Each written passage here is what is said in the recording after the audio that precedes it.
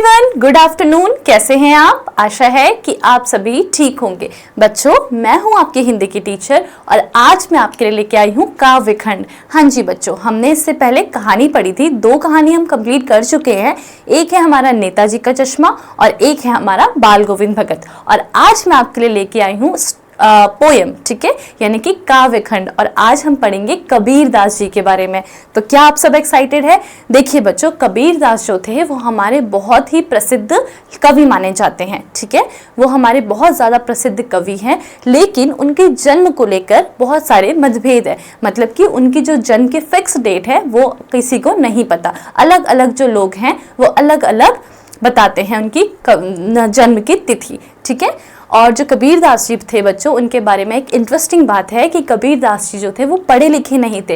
Yes, वो पढ़े लिखे नहीं थे, यानी कि वो जो भी बोलते थे, जो भी वो साखी, जो भी वो शब्द गाते थे, जो भी लोगों को प्रचार करते थे, वो सिर्फ ओरली करते थे, यानी कि मौखिक होता था। और जो उनके शिष्य थे, उन्होंने इनकी जितनी भी साखियाँ और शब्द हम पढ़ रहे हैं वो लिखे गए हैं, ठीक है। यानी कि कबीर दास जी ने खुद ये सब नहीं लिखा है, उनके शिष्यों द्वारा इनकी साखियाँ, उनके शब्द लिखे जाते हैं, ठीक है। और कबीर दास जी ने उस टाइम पे, यानी कि 14वीं सदी, ठीक है, सोचो 21वीं सेंचुरी है, तो वहाँ पर उन्होंने 14वीं सदी के वो लेखक हैं। और उस समय भी उन्होंने ऐसी सोच रखी जो आज तक चली आ रही है। आज भी उनके जो साखी हैं, उनकी जो शब्द हैं वो इतने ज़्यादा प्रसिद्ध है, ठीक है। हमने पढ़ा है ना बाल गोविंद भगत वाले चैप्टर में कि कबीर दास को ही जो थे बाल गोविंद भगत वो अपने साहब मानते थे। तो आज हम उन्हीं के बारे में पढ़ेंगे कि उनकी जो साखियां हैं उनसे हमें क्या सीखने को मिलता है।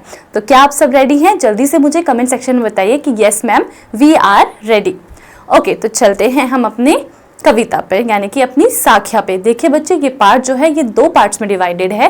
पहले हम साख्या पढ़ेंगे, उसके बाद हम शब्द पढ़ेंगे। तो आज मैं आपको फर्स्ट पार्ट कराऊंगी कबीर दास की साखियां, ठीक है। शब्द हम अगली क्लास में करेंगे। चलिए जल्दी से शुरू करते हैं। देखिए, अब हमारा है ये कबीर की साखियां। सबसे पहली साखी देखते हैं। मानसरोवर सुभर जल, हंसा केल कराई, मुक्ता फल मुक्ता चुगे, अब उड़ी अनंत न जाई। अब यहाँ पर बच्चों आपको सबसे पहले इनके मतलब पता होने चाहिए, तभी आपको इसका भाव समझ आएगा कि कबीर दास जी इस साखी के तहत हमें क्या समझाना चाहते हैं, ठीक है। तो देखिए, मानसरोवर का मतलब होता है बच्चों तालाब। क्या होता है? तालाब। अब यहाँ पर ये तो सबको पता है, लेकिन यहाँ पर जो मानसरोवर है इसके 2 अर्थ निकल कर आ रहे हैं। एक तो होता है तालाब और दूसरा यहाँ पर हो रहा है मानसरोवर का मतलब पवित्र मन। तो बच्चों, हमने जब अलंकार करे थे, मैंने आपको बताया था कि बताओ ये कौन सा अलंकार है जिसमें एक ही शब्द हो लेकिन उसके अर्थ जो हैं वो अलग अलग निकल कर आए। कौन सा अलंकार होता है? श्लेष अलंकार, ठीक है। तो यहाँ पर श्लेष अलंकार का प्रयोग हुआ है, ठीक है। यहाँ लिख देती हूँ श्लेष अलंकार, ठीक है। आगे देखते हैं, आइए।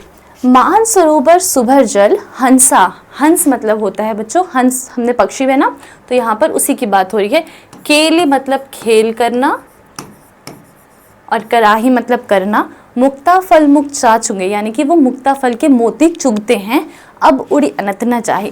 तो यहाँ पर जो कबीर दास जी हैं उन्होंने हंस की तुलना मनुष्य से करी है। और उन्होंने क्या बोला है कि एक सुंदर सा तालाब है, ठीक है, उसमें पवित्र पानी है। उस पानी में जो हंस हैं वो खेल कर रहे हैं, यानी कि क्रीड़ा कर रहे हैं, उनको वहाँ पर बहुत अच्छा लग रहा है। और उसके साथ साथ वो मोती भी चुगते हैं, ठीक है। और अब उनको वहाँ से कहीं और जाने का मन नहीं करता, यानी कि उनको वहीं रहने का मन करता है, उसके अलावा वो कहीं और उड़ना नहीं चाहते। अब इससे जो कवि हैं वो हमें क्या समझाना चाह रहे हैं? वो हमें ये समझाना चाह रहे हैं कि अगर मनुष्य का मन साफ होगा, अच्छा होगा, वो ईश्वर की भक्ति में एक बार लग जाएगा तो उसका मन कहीं और नहीं लगेगा, ठीक है। तो यहाँ पर हंसों की तुलना मनुष्य से की जा रही है। देखिए, इसकी व्याख्या समझते हैं। इस पंक्ति में कबीर दास ने मनुष्य की तुलना हंस से करी है, ठीक है। मनुष्यों की तुलना हंस से करी है। वह कहते हैं कि जिस तरह हंस मानसरोवर में खेलते हैं, मोती चुगते हैं, वे उसे छोड़कर कहीं और नहीं उड़ना चाहते, यानी कि उनको वहाँ पर बहुत अच्छा लगता है, ठीक है। उसी तरह यदि हमारा मन पवित्र रहेगा, यानी अगर हमारा मन जो है वो साफ रहेगा, पवित्र रहेगा, तो ईश्वर में लग जाएगा, फिर हमारा मन कहीं और नहीं लगेगा। यानी कि अगर एक बार हमारा मन साफ होगा और हमारा मन ईश्वर में लग जाएगा, उसके बाद हमारा मन कहीं और नहीं लगेगा। ठीक है, आइए नेक्स्ट देखें। नेक्स्ट है प्रेमी ढूंढत मैं फिरूं, यानी कि यहाँ पर मैं कौन है, यहाँ पर मैं है कवि, और यहाँ पर जो प्रेमी है वो कौन है, ईश्वर। ठीक है, ये दोनों चीजें ध्यान में रखना। आइए, प्रेमी ढूंढत मैं फिरूं, प्रेमी मिले न कोई, मतलब मैं प्रेमी को ढूंढ रहा हूँ, ईश्वर रूपी प्रेमी। ठीक है, कबीर कहते हैं कि मैं ईश्वर रूपी प्रेमी को इधर उधर ढूंढ रहा हूँ, लेकिन मुझे ईश्वर नहीं मिल रहे हैं। प्रेमी मिले ना कोई, मुझे कोई ईश्वर नहीं मिल रहे हैं। प्रेमी को प्रेमी मिले। अब यहाँ पर उन्होंने क्या बोला, यहाँ पर मैं की जगह उन्होंने प्रेमी लिखा है, तो दूसरी लाइन में उन्होंने बोला है ईश्वर को। ये प्रेमी कौन है, ईश्वर। ठीक है, और ये प्रेमी कौन है, मैं, यानी कि कबीर, कवि। ठीक है, जब मैं भी एक ईश्वर से प्रेम कर जाता हूँ, कर लेता हूँ, उसके बाद मैं प्रेमी रूपी ईश्वर, प्रेमी रूपी ईश्वर को जब ढूंढता हूँ, तो मेरे जितने भी विष हैं, यानी कि मेरे जितने भी दुख हैं, वो सब अमृत में बदल जाते हैं। तो बच्चों, यहाँ पर जो मैं का प्रयोग है वो मैं अहंकार दिखा रहा है। ठीक है, यानी कि यहाँ पर वो मैं है वो अहंकार दिखा रहा है। तो जब मनुष्य अहंकार में आकर ईश्वर को ढूंढता है तो वो उन्हें कहीं नहीं मिलते, लेकिन जब मनुष्य एक प्रेम, उसको ईश्वर से प्रेम होता है और वो प्रेम रूपी ईश्वर को ढूंढता है, तो उनको ईश्वर ज़रूर मिलते भी हैं और उनके जितने भी दुख हैं वो अमृत में, यानी कि सुख में बदल जाते हैं। ठीक है, आइए इसका मतलब देख लें एक बार। व्याख्या, यहाँ पर कबीर कहते हैं कि प्रेमी यानी कि ईश्वर को ढूंढना बहुत कठिन है। ठीक है, पहली लाइन में यही बोलते हैं कि मैं प्रेम ईश्वर को ढूंढ रहा हूँ, लेकिन वो मुझे नहीं मिलते, यानी कि ईश्वर को ढूंढना बहुत कठिन है। लोग उन्हें हर जगह ढूंढते हैं परंतु वे नहीं मिलते, यानी कि लोग उन्हें इधर उधर ढूंढते रहते हैं लेकिन उन्हें ईश्वर नहीं मिलते। और जब एक प्रेमी को, यानी कि यहाँ पर एक इंसान को प्रेमी बोला जा रहा है, जब एक प्रेमी को प्रेमी रूपी ईश्वर मिल जाते हैं, जब वो ईश्वर से प्रेम कर लेता है तो वो भी प्रेमी हो गया, और वो फिर प्रेमी रूपी ईश्वर को ढूंढता है, तो उसका जितना भी विष है, यानी कि उसके जितने भी दुख, जितने भी पीड़ा है, वो सब दूर हो जाते हैं और वो खुशियों में भर जाती हैं। ठीक है, परिवर्तित हो जाती हैं। समझ आया? Very good. चलिए आगे देखें। नेक्स्ट है, हस्ती चढ़िए ज्ञान को, सहज दुलीचा डारी, स्वान रूपी संसार है, भौकन दे झक मारी। अब यहाँ पर 2-3 चीज़ें आपको समझनी पड़ेंगी, क्योंकि ये आपको लैंग्वेज में थोड़ा डिफिकल्ट आएगा। Wait a second. देखिए, यहाँ पर संस्कृत लैंग्वेज का भी यूज़ है। मैंने आपको बोला था जो कबीर दास जी हैं, उनकी जो भाषा है बच्चों, वो सद्दुकड़ी है। सद्दुकड़ी मतलब खिचड़ी होती है, अलग अलग जगह की भाषा यहाँ पर मिक्स होती हैं। तो यहाँ पर भी उन्होंने अलग अलग भाषाओं का यूज़ करा है। जैसे कि हस्ती, हस्ती का मतलब बच्चों क्या होता है, हाथी। ठीक है, ध्यान रखना इसको। चढ़िए मतलब चढ़ना, ज्ञान आपको पता ही है।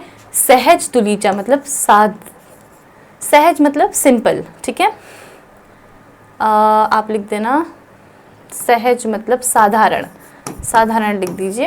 ठीक है, दुलीचा मतलब होता है चादर, जो हस्ती के ऊपर, हाथी के ऊपर बिछाई जाती है। ठीक है, स्वान रूपी संसार है, सहज मतलब आराम लिख दीजिए, आराम से। ठीक है, 1 मिनट, जस्ट अ मिनट। आराम, सादगी, 1 मिनट। हाँ, सादगी। ठीक है, आगे देखते हैं। स्वान मतलब होता है बच्चों कुत्ता। क्या होता है, कुत्ता।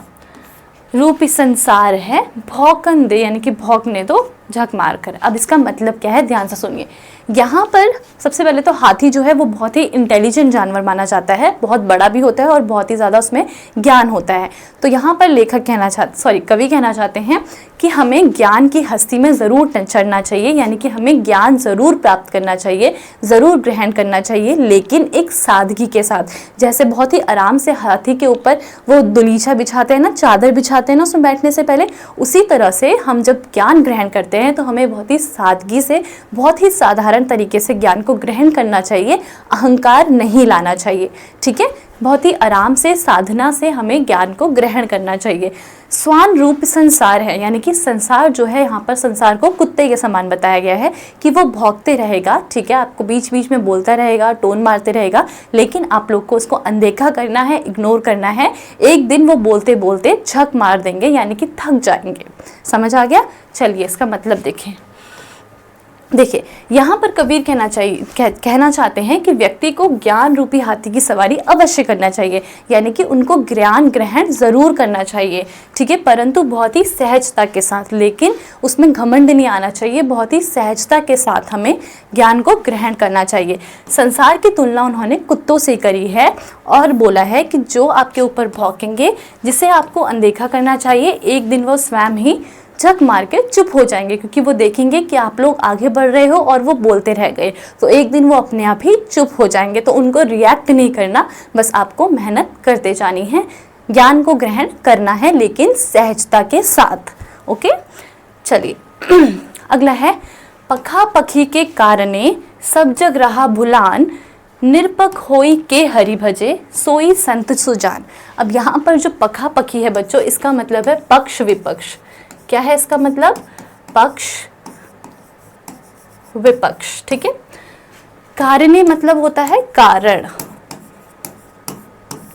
सब जग रहा बुलान मतलब अगर लोग पक्ष विपक्ष में हैं, यानी कि सही क्या है गलत क्या है इसी चीज में पड़े हैं और भगवान को भूल रहे हैं, ठीक है, सारा जग जो है वो भगवान को भूल रहा है। निरपक्ष जो इन दोनों से अलग है, यानी कि निष्पक्ष है। एक मिनट, जस्ट अ मिनट।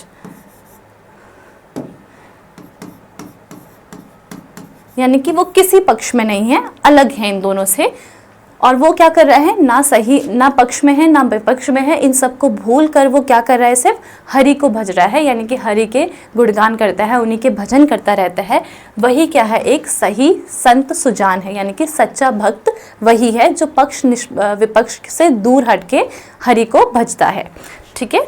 आइए देखिए क्या है, पक्ष विपक्ष के कारण सारा संसार भगवान की भक्ति करना भूल गया है, यानी कि लोग सही गलत के पीछे लड़ रहे हैं, सब कुछ भूल रहे हैं, भगवान की भक्ति करना भूल रहे हैं। लेकिन जो लोग निष्पक्ष होकर हरि को भजते हैं, यानी कि किसी भी पक्ष में नहीं होते, जो लोग निष्पक्ष होते हैं और हरि को भजते हैं, वही सच्चे संत होते हैं। तो कबीर का कहने का मतलब यह है कि वो किसी भी पक्ष विपक्ष में नहीं है, बस हरि को भज रहे हैं और वही संत सुजान होते हैं, यानी कि वही सच्चे संत होते हैं। आइए, हिंदू मुआ राम कही, ठीक है, मुआ मतलब होता है बच्चों मरना, मर जाना, ठीक है। मुसलमान खुदाई, ठीक है, यहाँ पर है जो हिंदू है वो राम राम कहकर ही मर गया एक दिन, जो मुस्लिम है मुसलमान है वो खुदा खुदा कहकर मर जाता है।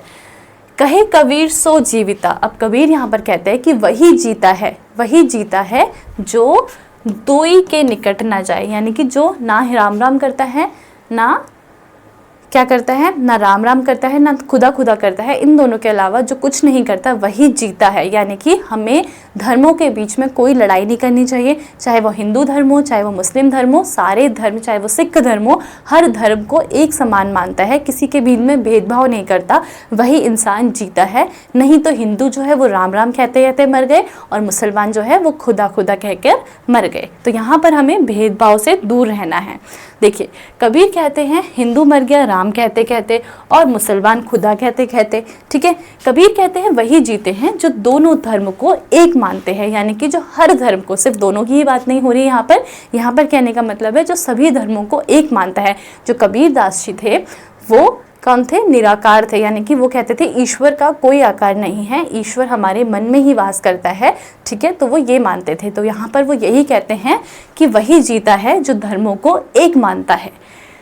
चलिए अगला है, काबा फिरी काशी भया, राम है भया रहीम, ठीक है। अब काबा क्या है बच्चों, काबा है मुसलमान का तीर्थ स्थान और काशी क्या है, हिंदू का तीर्थ स्थान, ठीक है। और राम कौन बोलता है, राम हिंदू, और रहीम कौन बोलता है, मुस्लिम, ठीक है। मोट चून मैदा भया, बैठ कबीर जीम। अब यहाँ पर कबीरदास जी कहना चाहते हैं कि हिंदू मतलब कोई लोग काबा जाते हैं, कोई लोग कहाँ जाते हैं? काशी। ठीक है, कोई लोग राम बोलते हैं, कोई लोग रहीम बोलते हैं, यानी कि हिंदू लोग राम बोलते हैं, मुस्लिम लोग रहीम बोलते हैं। लेकिन जो इन दोनों को एक समान मानता है, तब क्या होता है, जो मोटा चीज़, मतलब यहाँ पर मोटा चून लिखा है, ठीक है, जो मोटा चून होता है, कोई चीज़ होती है वो मोटी मोटी होती है, और वैसे ही मैदा होता है, तो कोई मोटी चीज़ भी यानी कि कोई हार्ड चीज़ भी सॉफ्ट हो जाती है। ठीक है, और कबीर कहते हैं कि मैं इसी को अपनाता हूँ। ठीक है, यही इसका मतलब है। कबीर कहते हैं जो लोग काबा काशी में फ़र्क नहीं रखते, राम और रहीम में भी फ़र्क नहीं करते, इनको एक ही मानते हैं, यानी कि चाहे काबा जाए, चाहे काशी जाए, चाहे राम कहें, चाहे रहीम कहे, उन सबको एक मानते हैं, तब मोटा चून भी मैदा बन जाता है। आपको पता है ना मैदा कितना सॉफ्ट होता है, वैसे ही एक चून होता है लेकिन वो हार्ड होता है। तो जब ऐसा होता है कि सब लोग एक समान मानते हैं इन चीज़ों को, तो जो मोटी चीज़ है वो भी सॉफ्ट हो जाती है। ठीक है, अर्थात अब इसका मतलब क्या निकल कर आता है, खराब चीज़ भी अच्छी हो जाती है। वो कहते हैं जो भी खराब चीज़ है वो भी अच्छी हो जाती है। और कबीर बोलते हैं मैं भी ऐसी ही चीज़ को ग्रहण करता हूँ, यानी कि मैं भी इस चीज़ को मानता हूँ, मेरे लिए भी सब चीज़ एक समान है, चाहे वो राम हो चाहे वो रहीम हो। ये हमारा लास्ट साखी है, ध्यान से सुनिएगा।